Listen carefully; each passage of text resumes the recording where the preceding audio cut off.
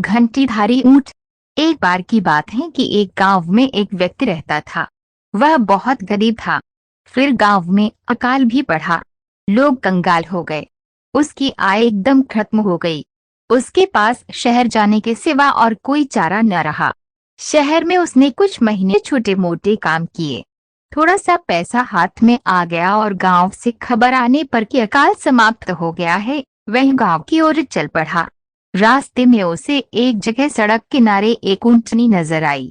ऊंटनी बीमार नजर आ रही थी और वह गर्भवती थी। उसे ऊंटनी पर दया आ गई।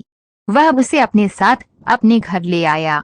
घर में ऊंटनी को ठीक चारा व घास मिलने लगी तो वह पूरी तरह स्वस्थ हो गई और समय आने पर उसने एक स्वस्थ ऊंट बच्चे को जन्म दिया।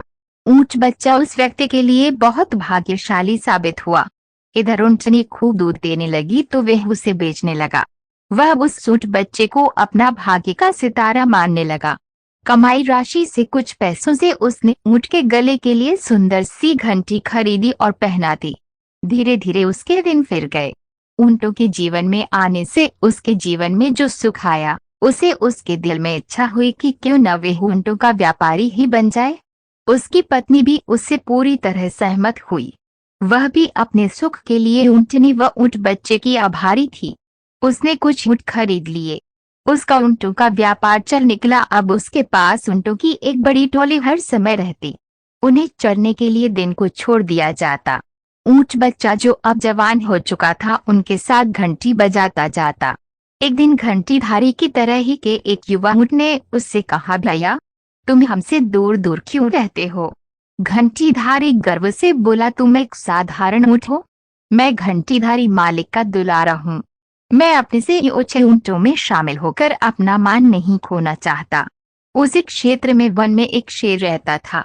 शेर ऊंटों को देखता रहता था। उसे एक ऊंट बाकी ऊंटों से अलग थलग रहता नजर आया। जब शेर किसी जानवर के झुंड पर आक्रमण करते हैं तो किसी अलग थलग पड़े को ही चुनते हैं।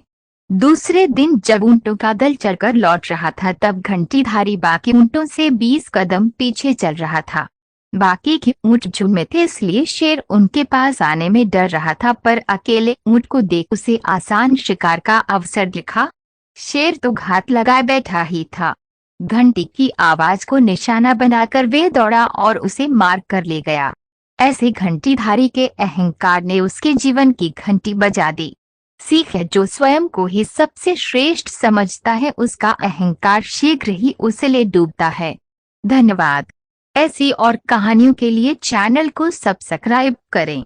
चैनल पर हर कहानी हिंदी और अंग्रेजी दोनों में उपलब्ध है। इससे आपको अपने बच्चों को अंग्रेजी और हिंदी सिखाने में आसानी हो।